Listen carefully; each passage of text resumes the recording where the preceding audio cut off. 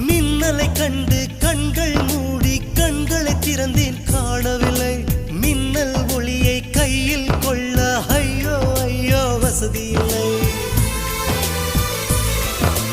என்னை நோக்கி சிந்திய மழைத்துளி எங்கே விழுந்தது தெரியவில்லை எந்த சிப்பியில் முத்தாய் போச்சோ இதுவரை ஏதும் தகவல் இல்லை அழகே